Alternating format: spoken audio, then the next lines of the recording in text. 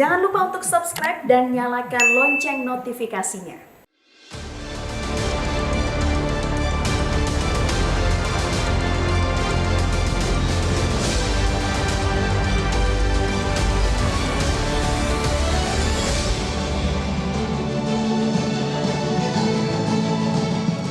Selamat malam para pemirsa, ketemu lagi di Hot Room dengan saya, Hotman Paris. Heboh adanya wacana oleh pemerintah Indonesia mengenakan harga tiket yang sangat mahal untuk bisa naik ke Candi Borobudur. Katanya ini untuk dana konservasi, padahal dana konservasi itu sudah ada. Akibatnya apa? Kamu-kamu yang pendapatan rendah seperti UMR nggak bakal bisa naik lagi ke Candi Borobudur. Yang bisa naik nanti Hotman Paris dengan para asprinya yang cantik. Inilah Hot Room Borobudur konservasi atau komersialisasi.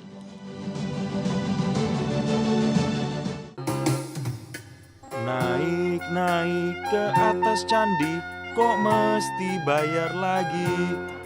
Duit lagi, lagi-lagi duit.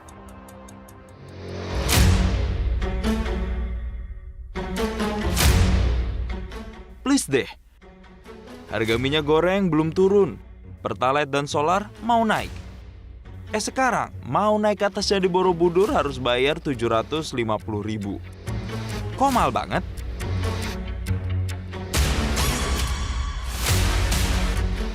Katanya Candi Borobudur ini perlu dijaga biar tidak rusak. Tapi kok malah bikin harga baru selain harga tiket masuk? Kalau tujuannya untuk konservasi, pembatasan wisatawan yang naik ke candi saja kan sudah cukup. Bila perlu, tidak diperbolehkan naik sama sekali aja. Tapi, tidak ada pengecualian. Ini kok malah membuat kesenjangan. Itu sama artinya keindahan puncak Candi Borobudur hanya bisa dinikmati oleh orang-orang berduit. Tapi bagi yang kere, hanya bisa melihat sambil gigit jari. Hoters, yuk kita kawal kebijakan ini mumpung belum final. Semoga wakil rakyat, para menteri, dan Bapak Presiden yang nanti memutuskan benar-benar memberikan keputusan yang bijak. Sehingga masyarakat kecil pun masih bisa menikmati keindahan dari salah satu keajaiban dunia ini.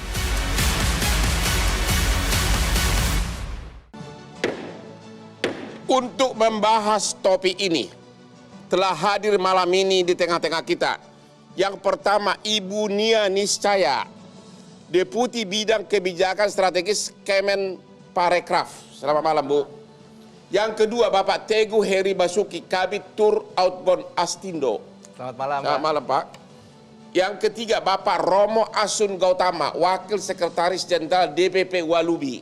Selamat malam, Bang. Selamat malam, Pak. Berikutnya, Bapak Asril Azhari, pengamat para wisata.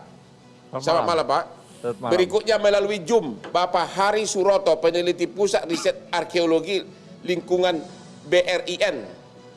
Berikutnya melalui Zoom, Bapak Saiful Huda, Ketua Komisi 10 DPR RI dari fraksi PKB. Malam, Bang. Selamat malam, Pak. Ibu Nia, bolehkah Ibu jelaskan apa dasar wacana untuk menaikkan tarif yang sangat tinggi, dan apakah ini keputusan dari Kementerian Pariwisata di bagian di tempat Ibu bekerja atau kementerian lain? Baik, terima kasih, Bang. Ya. Jadi yang pertama ini wacana, yang kedua soal harga itu adalah bagian kecil dari keseluruhan aspek dalam menata kawasan Borobudur. Bagian kecil? Bagian kecil dari, karena ada aspek besar sebagai sebuah kawasan. Tapi hal yang paling sekali mendasari adalah lebih kepada pendekatan yaitu konservasi, Bang. Jadi preservasi, dan itu di bawah Kementerian Kebudayaan. Kalau benar diterapkan 750.000, kenapa tarifnya itu 750.000 lokal, $100 atau 1,4 juta untuk asing? Apa kira-kira, boleh nggak Ibu kasih bocorannya? Kalau alasannya untuk agar orang tidak rame-rame naik karena terlalu mahal, berarti yang bisa naik itu hanya orang kaya. Kalau memang jumlahnya untuk membatasi, batasi aja jumlahnya, tapi tarifnya tetap rendah. Apa motivasinya? Ini masih dalam pembahasan di Kemenko Marves ya Bang. Ya. Banyak sekali, di situ juga ada TWCBP sebagai pengelola. Jadi ini dasarnya ada perhitungan-perhitungan mereka sih sesungguhnya. Tapi kembali ya Bang, tolong dicatat ini belum final. Jadi ini baru Ini kajian. ide siapa? Ide siapa ini? Wacana siapa ini? Ini di dalam rapat. Rapat siapa?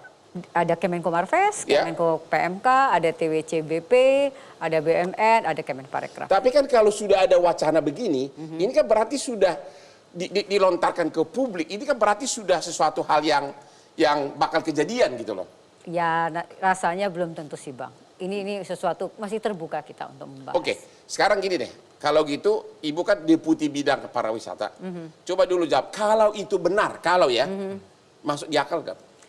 Saya sih melihatnya ini mesti dikaji ulang lah intinya Bang.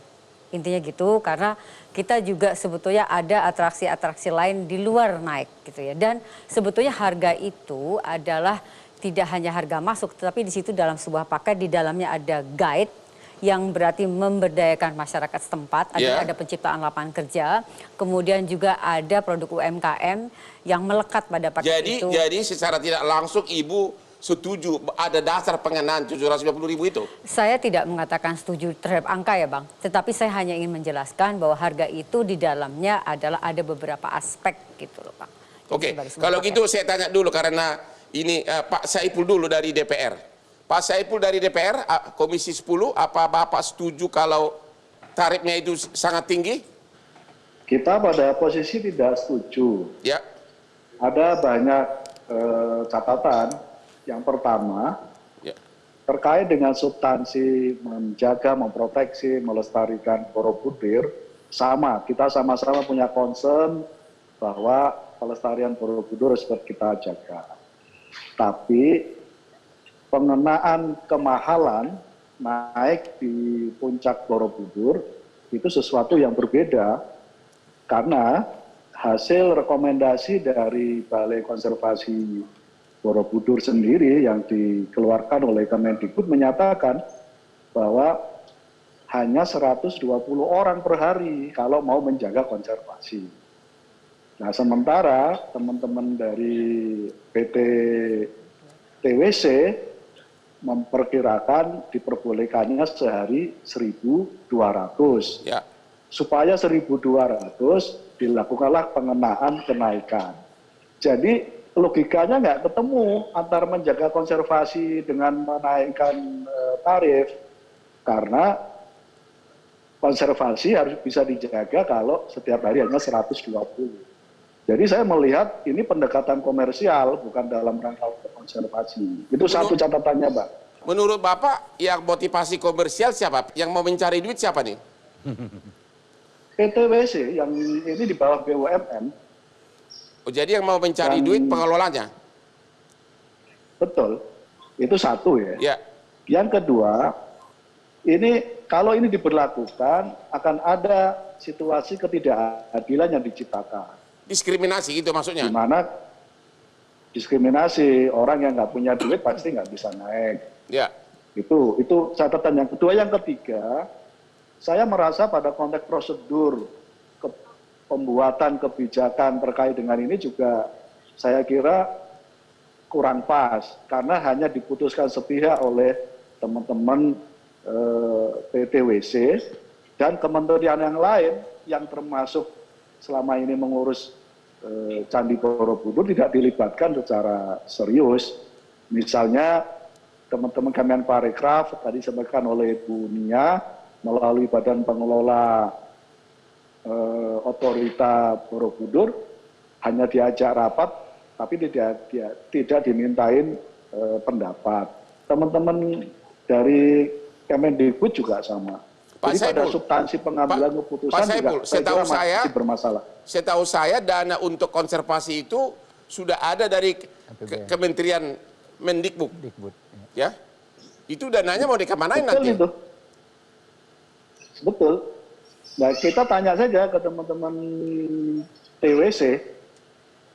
Ya, jadi ada tiket masuk 150.000, tapi ada dana konservasi dulu dari Kementerian Pendidikan dan Kebudayaan. Ini kan jadi double ini duitnya. Itu duitnya mau dikemanain, Pak? Kalau semangatnya itu untuk dana konservasi, menurut saya termasuk yang tidak pas. Karena dana konservasi sudah ada dananya sendiri.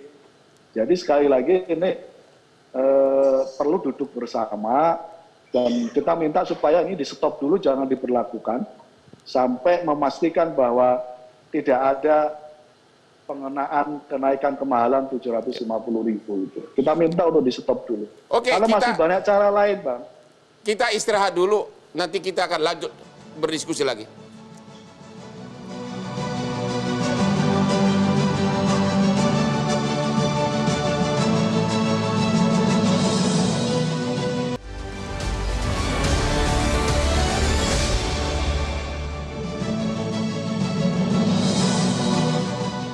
Ketemu lagi di Hot Room.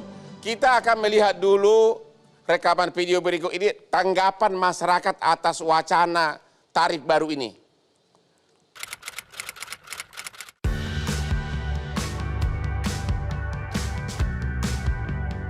Kurang setuju sih, soalnya di beberapa negara juga kayaknya nggak sampai 750.000 ya. Tarifnya kurang setuju karena kan Yogyakarta atau Jawa Tengah itu UMR-nya masih di bawah 4 juta tuh Kak. Jadi menurut aku sih kayak keberatan gitu sih untuk dinaikin 750. Nggak setuju banget karena 700.000 itu menurut saya terlalu tinggi ya untuk masyarakat kita ya. Kalau misalkan harganya dinaikin terus wisatawannya nggak ada yang mau datang ke sini juga kan sama aja bohong jadinya. Apalagi buat yang lokalnya sendiri pun harganya tinggi banget. Nggak masuk akal aja sih harganya 750.000 cuma buat naik ke Candi Borobudur. Soalnya itu terlalu mahal, apalagi itu kan jadi media pembelajaran buat siswa kan, jadi itu terlalu tinggi harganya. Dan kalau misalkan orang lokalnya juga nggak pada mau ke sana mau gimana? Nggak setujunya itu buat warga Indonesianya, cuma kayak terlalu tinggi banget gitu. Cuma kalau buat negara lain setuju, soalnya itu kan bisa buat dapat pemasukan Indonesianya makin berkembang aja gitu. Saya sih setuju aja ya, soalnya itu kan menjaga supaya si candi itu tidak rusak, tidak apa gitu. Saya setuju kalau harga tiket masuk ke Candi Borobudur itu dinaikkan. Tapi ya proporsional, tidak harus langsung drastis naik jadi Rp750.000 umpamanya. Itu saya kira tidak masuk akal untuk konteks waktu dan kondisi sosial saat ini. Mungkin bisa bertahap atau dinaikkan secara gradual dalam beberapa tahun.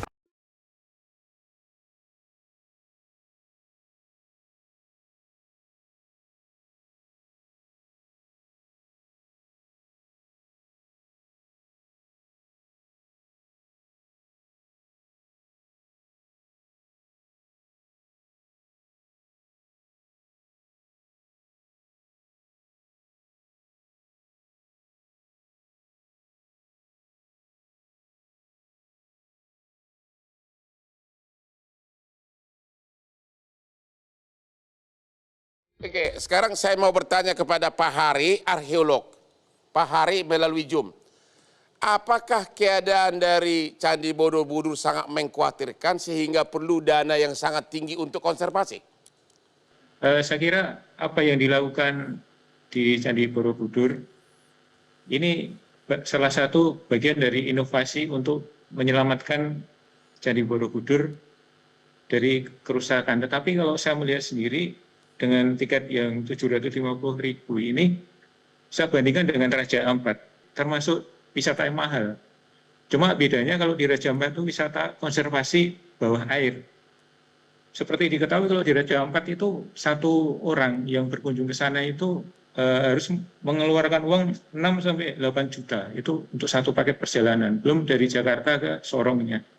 Jadi terkait dengan harga tiket untuk naik ke Candi Borobudur ini, saya lihat ini salah satu inovasi untuk menyelamatkan candi sendiri. Padahal kenapa harus diselamatkan, Pak? Maksud saya kenapa harus diselamatkan? Emang keadaan dari Candi Borobudur sudah rusak atau mengkhawatirkan? Kalau memang perlu diselamatkan jumlah orang, kenapa nggak dibatasin aja jumlah yang bisa naik? Seperti kita ketahui kalau Candi Borobudur itu kan dibuat oleh tahun 782 ya, sampai 812 Masehi itu sudah 1000 tahun lebih, dan tentu saja dia berupa susunan batu dan tidak ada semen perekatnya. Jadi kalau memang dikhawatirkan adalah terlalu banyak orang naik, kenapa nggak dibatasin aja jumlah orangnya? Batasin aja hanya boleh 120 orang sehari. Kenapa harus dikaitkan ke harga yang sangat tinggi? Kalau seperti yang saya sampaikan tadi, Bang, ini jadi kayaknya untuk harga tinggi ini mencontoh terkait dengan Raja Ampat. Jadi untuk melindungi konservasi bawah air di Raja Ampat itu dengan cara menaikkan paket wisata yang harga tinggi. Ya, tetapi Raja Ampat itu kan paket wisata. Ya. Ini kan hanya naik doang. Maksud saya, kalau memang benar Bapak dari segi arkeolog, Bapak setuju nggak bahwa jumlah orang memang harus dibatasi? Bapak mengatakan iya. Ya kenapa nggak jumlah orangnya aja dibatasi? Selesai. Nggak usah dikaitkan dengan harga yang sangat tinggi. Pembatasan orang, saya setuju. Cuma mengenai harga, seperti yang saya sampaikan tadi, ini sepertinya melihat Raja Ampat, tetapi mungkin bisa dipertimbangkan. Lebih baik kalau menurut saya sendiri, mungkin bagi pengunjung harus daftar tunggu. Mungkin melalui aplikasi untuk daftar untuk mengunjungi, jadi ada jadwal tersendiri. Kalau untuk misalkan harga ini banyak yang kontra, tentu harus dipertimbangkan juga. Tetapi mungkin salah satunya dengan itu tadi. Oke, terima kasih. Pak Azril, pengamat pariwisata, Bapak setuju nggak? Mana? Setuju nggak? Jumlah orang saja dibatasi tanpa dikenakan tarif yang sangat tinggi. Dan keadaan di sana sebenarnya gimana? Sebenarnya Pak memang betul. Jadi mungkin dari Akhirul harus lebih menjelaskan. Memang ada penurunan per tahun tanpa ada beban. Jadi beban candi itu sendiri juga sudah turun ya. Antara 2 mili sampai 4 cm itu per tahun. Itu ya. Tapi tambah beban ya. Jadi pembatasan itu mutlak. Mutlak. Tetapi masalah jumlahnya itu jadi pertanyaan. Yang dibilang 120 per hari, bukan hitungannya itu ada PCC, jadi physical carrying capacity. Itu hitungannya itu sebenarnya 1.200 per day, per hari. Tapi kalau per jam itu bisa menjadi 120, itu per jam. Nah jadi ini juga masalah perhitungan saja dengan rumus yang sama, itu beda-beda.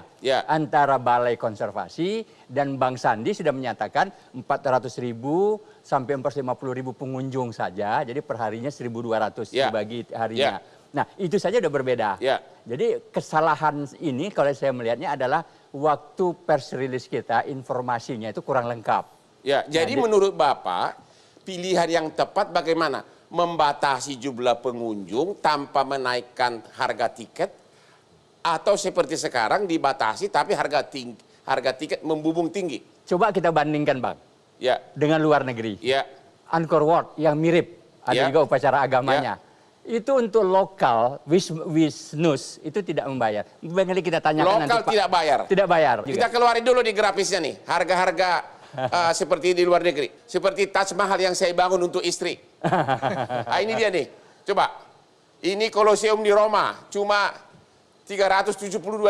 Coba. Ya. Di Mesir. Cuma 361.000. Di Mesir. Kemudian.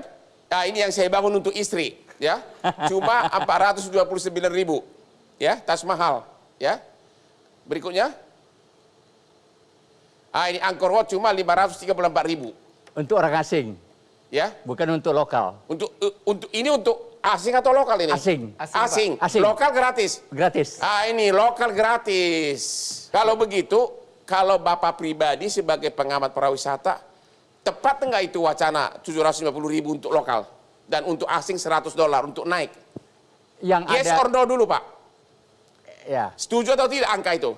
Saya kira dengan 50.000 aja udah cukup sebenarnya. Jadi kan nggak perlu naik. Tidak perlu naik untuk terus? Dengan 50.000 aja sudah cukup. Karena apa? Pembatasan itu tidak perlu dikaitkan dengan harga. Tidak perlu. Apakah karena memang perlu uang? Itu lain lagi. Itu dua hal yang berbeda, Pak. Ya itu dia. Dua hal yang berbeda. Memang dana konservasi dari Kementerian Pendidikan kemana duitnya? Ada, masih ada. Masih ada. Tapi kementeriannya lain. Kementeriannya lain. Tapi kan uangnya itu kan diperuntukkan untuk ini. Harusnya. Jadi menurut Bapak harusnya dana itu aja yang dipakai. Sebenarnya iya. Jadi menurut Bapak itu tidak tepat wacana itu menaikkan harga tinggi itu. Betul. Karena dengan harga saja kita masih mempertanyakan harga yang Rp50.000 itu juga. Itu untuk apa saja. Tapi untuk kebersihan dan layanan sih oke. Tidak ada pertanyaan dari masyarakat. Saya mewakili masyarakat bahwa dengan 50.000 juga sebenarnya ingin bertanya kita. Apakah sudah tepat atau tidak, apalagi sudah naik demikian. Kecuali harga itu dinaikkan. Seperti tadi di piramida, itu ada kena harganya sekian dolar itu untuk asing yang mau menonton. Dan itu dapat servis balik. Nah, servis baliknya itu adalah ada pertunjukan disebut sound and light. Benar. Jadi servis itu yang kita terima. Benar. Bukan karena masuknya aja. Kalau masuknya itu beberapa tempat kayak seperti Grand Palace di Thailand, kemudian Menara Eiffel ya, itu hanya bayar $1, hanya untuk transportasi saja bayar itunya. Jadi unmukhlak.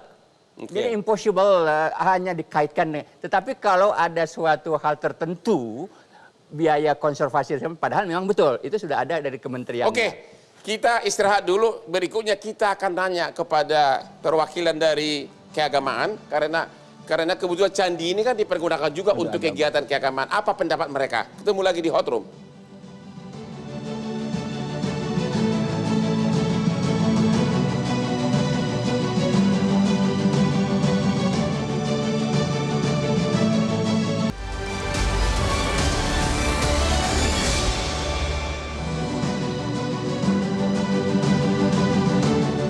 Ketemu lagi di Hot Room. Kali ini saya akan bertanya kepada Bapak Romo Asun Gautama, Wakil Sekretaris Jenderal DPP Walubi. Kalau benar nanti diterapkan tarif yang sangat tinggi untuk naik ke Borobudur, apakah itu menghambat upacara keagamaan bagi kaum Buddha? Ya, baik, terima kasih Bang Hotman. Jadi sebenarnya kalau menurut pandangan saya Bang, sebenarnya kalau dengan tarif dinaikkan ini, memang pasti ada dilemanya, sangat ada dilema. Sementara tadi sudah kita bahas bersama, dari teman-teman sudah mengatakan sangat memberatkan masyarakat umum, turis lokal untuk naik dengan harga Rp750.000. Karena kita tahu pendapatan dari UMR sudah berapa, tadi Abang katakan satu keluarga pergi mesti 4 juta hanya naik doang. Benar. Hanya naik aja loh. Ya kan, jadi memang ini memberatkan.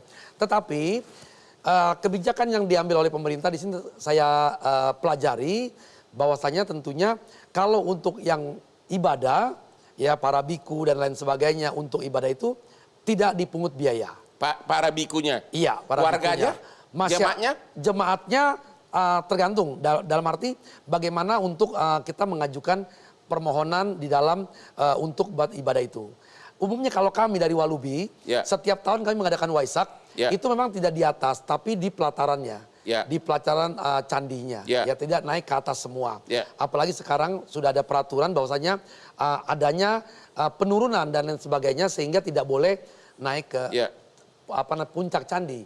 Nah, memang kalau kami melihat di sini kami setuju, artinya pembatasan orang dibatasi. Ya, jelas itu yang alternatif yang bijaksana. Karena tadi pertimbangan demi pertimbangan tadi sudah dikatakan harus dibatasi. Ya, kalau memang dibatasi, ya kenapa mesti tarifnya dinaikkan? Tetapi orang yang dibatasi, sehingga kesakralan itu candi itu sendiri juga terjaga, Bang. Ini kan dipakai oleh umat Buddha. Artinya candi ini salah satu sarana untuk menghadap Tuhannya, benar nggak? Apakah untuk menghadap Tuhannya harus bayar mahal, itu tepat nggak? Ya, jelas memang tidak tepat. Tidak tepat? Iya. Jadi kalau nanti kaum umat Buddha, jemaat Bapak juga harus disuruh bayar? Oke lah kalau para bikunya oke lah. Tapi kalau jemaatnya juga disuruh bayar, pada saat mereka mau menghadap Tuhannya, Bapak setuju atau tidak? Iya, memang tidak setuju. Tidak setuju. Tidak setuju. Kalau memang seperti itu memang tidak setuju. Dan seperti tadi yang saya katakan tadi kan, kalau memang pembatasan kita ikuti dari pemerintah karena memang sudah diteliti, tadi sudah dikatakan setiap tahun terjadi penurunan kurang lebih 0,2 cm per tahun yang saya baca ya. 0,2 cm per tahun katanya turun. Nah memang untuk hal itu ya tentu tadi dibatasi. Karena tanpa ada orang yang naik aja itu sudah berat sekali itu batu-batu itu semuanya. Batu candi yang segitu banyak. Tapi kesimpulannya kalau dalam rangka upacara keagamaan entah jumlahnya di bawah 100, kalau sampai dikenakan tarif yang tinggi dari kaum umat Buddha menentang. Artinya kami keberatan, tetapi kita tidak bisa menentang satu hal. Bagaimana kita harus menentang satu kebijakan pemerintah? Tapi kita hanya berharap. Tidak setuju. Iya, kita hanya berharap ya kebijakan ini ditinjau ulang. Ya, supaya ada kebijakan. Oke, ke Pak Teguh dari segi para wisata bagaimana ini? Apakah itu nanti akan menghancurkan pariwisata di Jogja? Karena kalau berangkat dari Jakarta, naik pesawat, ini bisa habis puluhan juta dong. Betul, betul. Setuju gimana? Ya, selamat malam Bang. Ya. Jadi gini, awalnya saya mencoba untuk masyarakat ini sekarang gaduh. Ya. Karena mohon maaf sekali, kadang-kadang kita itu baru mau masak nasi, tetapi piringnya sudah dikeluarkan dulu. Benar. Nah, ini orang sudah bingung. Sementara kebiasaan, mohon maaf lagi ini, kebiasaan orang Indonesia itu baca judul, tidak baca isi, baca komentar di bawah. Nah, artinya apa ini? Artinya gini, bahwa yang di-highlight oleh semua media hampir itu adalah Borobudur naik Rp750.000. Saya pun kaget Pak, bagaimana dengan user kami untuk market ini pasar. 750 saya dengan istri sudah 1 juta. Oke, anak bayar 5.000 karena student kan. Nah, itu sudah 1 juta 10.000. Itu pun student kalau rombongan sekolah. Betul. Kalau datang sebagai private juga 250.000. Iya. Oke. Nah, jadi sebetulnya 750.000 itu adalah untuk tiket naik ke dalam candi ini yang harus masyarakat tahu. Ya itu dia yang mahal Pak. Iya. Bapak setuju? Saya tidak setuju. Tunggu sebentar Pak, masih ada lagi nih. Nah, jadi supaya mereka tahu dulu bahwa kalau kita hanya sekedar foto untuk Instagram dan lain sebagainya, itu memang hanya tiket masuk ke taman. Oke, kita bandingkan dulu. Kalau misalnya tadi dari Bapak Ibu juga bahwa disampaikan, kalau memang naiknya untuk biaya konservasi namanya itu kami setuju. Tetapi ternyata ada dana yang buat biaya perawatan ini. Nah ini duit buat apa? Benar. Ini yang kita tidak setuju karena akan sangat memberatkan. Oke. Kemudian kita bandingkan dengan cagar wisata di luar negeri. Angkor Wat itu ada 3 kategori, Bang Hotman. $37, sekitar 535.000 itu adalah untuk yang 1 hari. Kemudian untuk 3 hari itu $62, sekitar 835.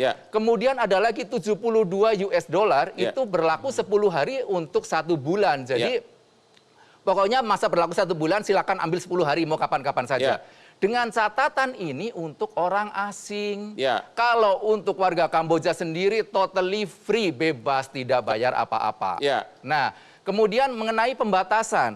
Pembatasan ini kan sebetulnya kalau mau dibilang sudah harus dilaksanakan karena Borobudur kita bandingkan dengan Menara Eiffel, itu kan lebih tua Borobudur kemana-mana. Menara Eiffel sekarang kalau kita mau ngikut tur itu dapat slotnya susah sekali kan Bang. Nah, ini kita memang harus teredukasi bahwa oke, ini ada tadi dibilang oleh Pak Prof ya, itu bahwa kita akan sudah mengalami penurunan, harus dibatasi. Kenapa yang ditonjolkan masalah uang? Ini yang jadi kami tidak setuju. Bapak dari travel tidak setuju? Tidak setuju, boleh dinaikkan dengan nilai tidak 750.000 dan biayanya jelas mau dikemanakan. Kalau memang untuk biaya perawatan sangat setuju Pak, karena memang perlu. Kalau ini tetap dilanjutkan, apakah ini akan memukul pariwisata ke Jogja? Sudah pasti, Pak. Sudah pasti. Ya, sudah pasti. Dan inilah mohon maaf dengan tidak mendiskreditkan travel online. Kita kalau di travel konvensional kan punya customer service, ada travel consultant. Jadi kita pasti akan bilang ke tamunya, Bapak Ibu mau naik atau tidak? Kalau memang mau naik bayar sekian, tetapi kalau hanya sekedar foto masih bisa masuk ke Borobudur, masih terjangkau. Itu yang bisa kami lakukan sekarang, Bang. Begitu? Ya. Fasilitas Borobudur apa aja? Kita naik ke Candi Borobudur itu sama sekali nggak ada hiburan ya? Iya. Total nggak ada fasilitas? Total nggak ada. Kalau tadi Prof. Asril bilang seperti yang di Mesir itu memang kita nggak bisa compare seperti itu. Iya, nggak ada apa-apa. Jadi memang hanya untuk naik, Bang. Hanya untuk naik. Pak Asril, jadi menurut Bapak ada logikanya nggak? Kita hanya naik doang 750.000, tapi tidak ada hiburan, tidak ada apa-apa. Gimana menurut Pak Asril? Ya itu tadi. Saya sependapat kalau seandainya harga itu adalah dikembalikan return kepada servisnya.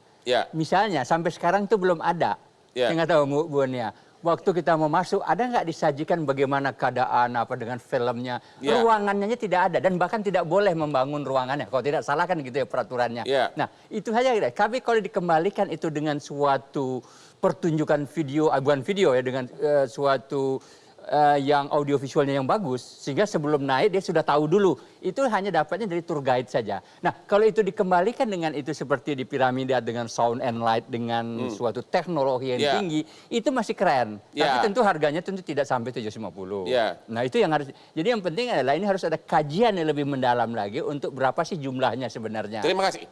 Ibu Dia, selama ini kan katanya puluhan ribu sehari dan berbayar tiket masuk 50.000.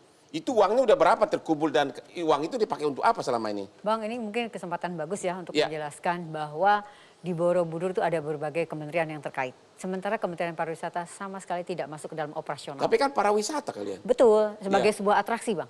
Oke. Kami mempromosikan ada destinasi wisata, ada atraksi ini Borobudur. Nah, harga dan sebagainya itu ada badan pengelola di bawah BUMN. Gitu ya. Jadi ini terjadi terlalu banyak penguasa gitu sehingga jadi kacau begitu? Ada BUMN, ada Mendikbud, ada pariwisata. Dengan angle-angle yang berbeda. Pariwisata tidak. Ada sekarang ikut lagi kementerian dari Pak Luhut, ya. Ini yang mana ini? Ibu protes nih. Ini kan harusnya bidangnya pariwisata. Tugas kami adalah menciptakan atraksi di luar yang ini akan ditutup. Misalnya kami sudah membuat yang namanya travel pattern, pola perjalanan dengan judul Borobudur Trail of Civilization. Tapi Ibu nggak tahu selama ini uang yang terkumpul selama ini oleh WTC pengelolaannya di kemana? Ibu nggak tahu? Tidak, karena itu kan BUMN, Bang. Oh begitu? Iya, kan itu PT, Bang. Perusahaan negara, iya. Pak Samsul Huda, Pak, Komisi 10 DPR.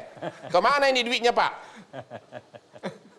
Ya tidak, ditanyain aja ke PT Taman Wisata Candi Borobudur. Bapak kan pengawas. Itu kan di bawah pengawasan Komisi 10. Bapak nggak tahu sama sekali uangnya selama ini kemana?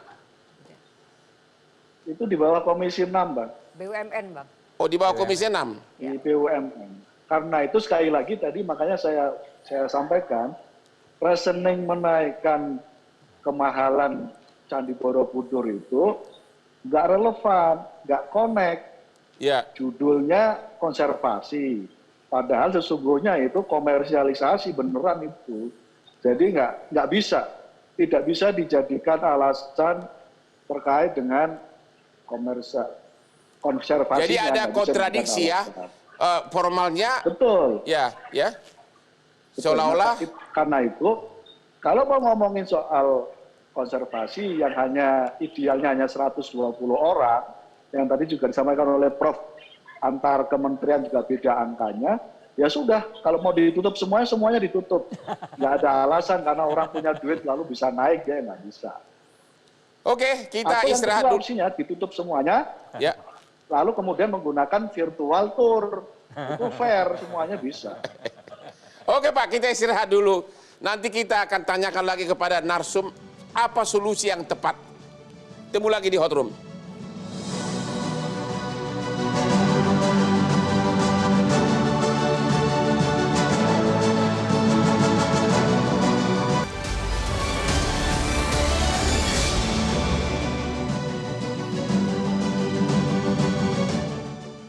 Temu lagi di Hot Room. Segmen terakhir, Ibu Nia. Hanya mengurus satu candi aja, terlalu banyak kementerian terlibat. Kementerian Pariwisata, Kementerian Pendidikan dan Kebudayaan, BUMN, dan sekarang ikut lagi kementerian dipimpin oleh Pak Luhut. Solusinya gimana? Apakah Ibu setuju? Udah yang lain tarik semua kepada Kementerian Pariwisata. Yes or no? Kami tidak punya secara klaster, tidak Ibu bisa. pribadi pendapatnya gimana? Pribadi? Kami itu kementerian klaster 3. Jadi sifatnya hanya policy dan facilitator. Jadi tidak punya yang sampai operasional. Ini kan polisi menyangkut duit, ini kan Tapi polisi. ini hal yang operasional kan, polisinya operasional. Jadi polisi apa dong ke pariwisata itu? Kami itu lebih ke pariwisata kepada siapa ya beragam, karena sebetulnya objeknya bukan punya Kementerian Pariwisata. Kalau gitu secara pribadi aja dulu sebagai seorang yang sudah berpengalaman. Menurut Ibu, satu candi aja diurus oleh berbagai kementerian dan BUMN itu secara pribadi nih ya, bukan sebagai dirjen. Ya, bukan sebagai pejabat. Setuju atau tidak? Diurus satu aja deh Bang kalau gitu. Gimana? Diurus satu aja. Diurus satu aja. Dan maunya Ibu Kementerian Pariwisata? Enggak, jangan Kementerian Jadi Pariwisata. siapa dong? Silahkan dibut. Menurut Ibu yang namanya ini kan pariwisata. Ibu berani nggak bilang? Kami memasarkan boleh Bang. Kami memasarkan, tapi tidak mengelola. Sama aja bukan satu.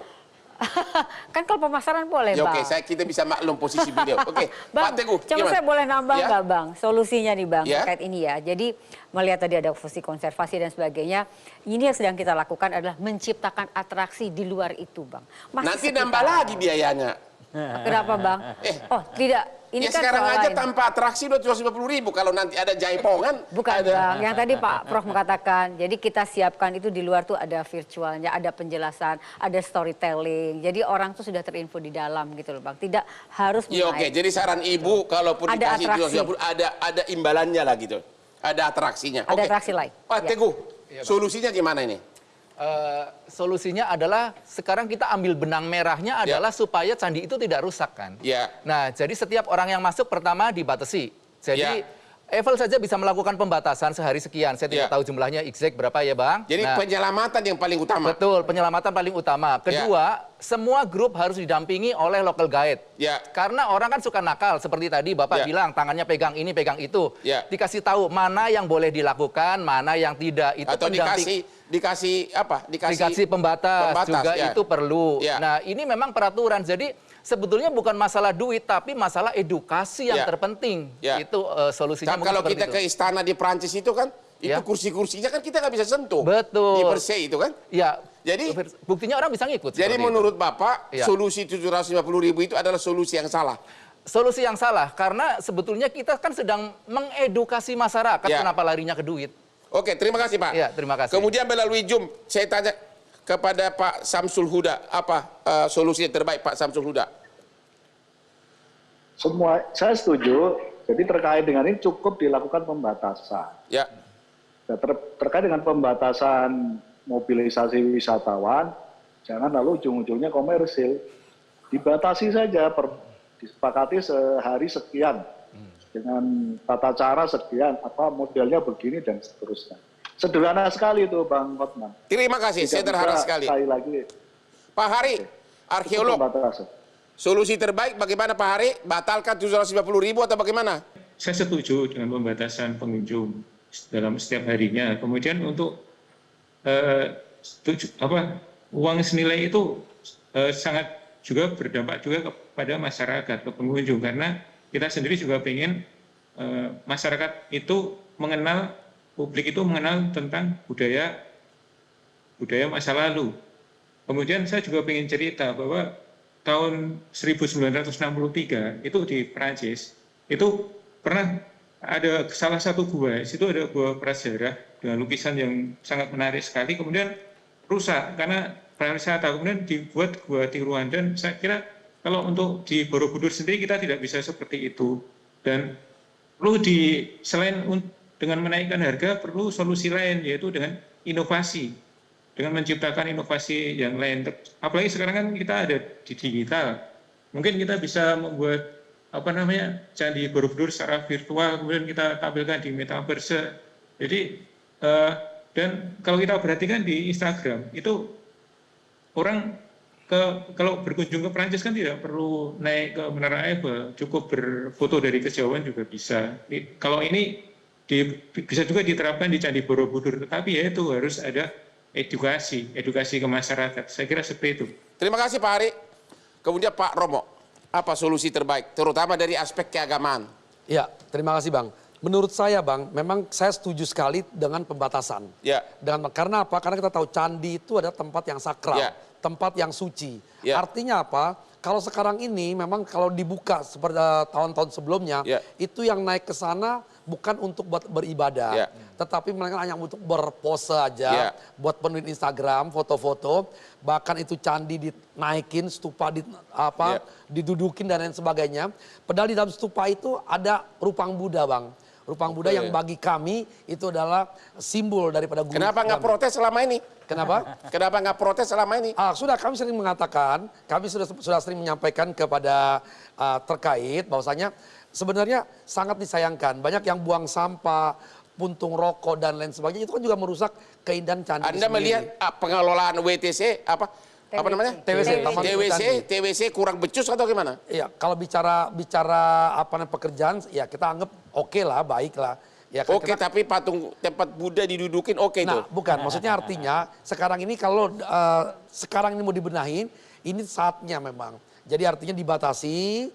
Kemudian tadi yang Pak Teguh katakan adalah ada yang memberikan edukasi. Ada tour guide lokalnya yang memberikan edukasi. Sehingga ini loh, ini candi loh, ini tempat Jadi sakral, dari segi dibatasi. religi benar-benar tidak pantas dikomersilkan objek religi seperti ini. Setuju? Ya, setuju. Oke, Pak Asril, gimana solusinya dan apa kesimpulan Bapak terakhir? Yang pertama, karena ini masih wacana, saya rasa tunda dulu lah wacana. Tunda dulu. Tunda dulu. Kaji yang benar. Kaji yang benar. Bang Sandi sudah menyatakan akan diadakan kajian. Ya Bu Nia ya, saya rasa itu bagus sekali. Kaji yang mendalam dan komprehensif. Hingga menentukan apakah perlu naik atau tidak. Berapapun naiknya terserah. Tapi kaji dulu. Yang kedua, karena banyaknya kementerian tadi, saya lebih cenderung memang harus satu otorita lah di sana. Benar. Dan ini mau di bawah mana ya terserah nanti. Kenapa? Kalau tidak, masing-masing kementerian itu kan echonya ada. Ini dana saya mau saya serahkan tapi dimanfaatkan oleh kementerian lain. Benar. Ini jadi masalah. Tetapi juga kalaupun menjadi satu wacana atau otorita ataupun lembaga, institusi, ini juga harus menjadi wewenang sampai di mana. Karena yang tadi ada dana untuk konservasi cagar budayanya itu juga harus ke sana masuknya. Jadi bukan hanya untuk pariwisata saja, karena komprehensif. Nah, yang ketiga, kalaupun jadi dinaikkan, kalaupun untuk ada di luar konservasi, tolong juga supaya equal kepada layanan yang diterima oleh masyarakat yang membayar. Jadi harus ada, misalnya tadi ada semacam virtual ataupun apapun namanya, itu juga belum ada. Sehingga itu sangat saya sayangkan, saya sudah lama berteriak. Kenapa tidak ada petunjuk dari awal bercerita dulu mengenai Candi Borobudur? Benar. Bukan tariannya, tapi bagaimana sejarah Borobudur itu munculnya. Sampai sekarang itu nggak ada? Tertunda karena karena COVID-19. saya nggak bisa bilang. Tertunda, tapi kan Candi Borobudur udah puluhan tahun. Atraksi. Ya itulah. Corona kan baru 2 tahun terakhir. Ya itulah jadi hebatnya. Jadi menurut Bapak pengelolanya nggak becus atau gimana? TWC? Allahu alam. Saya nggak nyebutkan. Allah hanya Tuhan yang tahu. Oke, demikianlah kesimpulan dari diskusi kita malam ini. Satu hal yang paling pokok adalah jangan komersilkan objek yang sangat bersejarah, kebanggaan bangsa Indonesia. Kalau dikomersilkan seperti biasanya lari-lari nanti arahnya ke arah korupsi. Yang kedua, hanya satu objek wisata Candi Borobudur tidak selayaknya dikelola oleh banyak kementerian. Demikianlah diskusi malam ini. Jangan lupa menonton Hot Room di Metro TV setiap jam 10 malam hari Rabu yang membahas hanya yang hot jam 10 malam ini.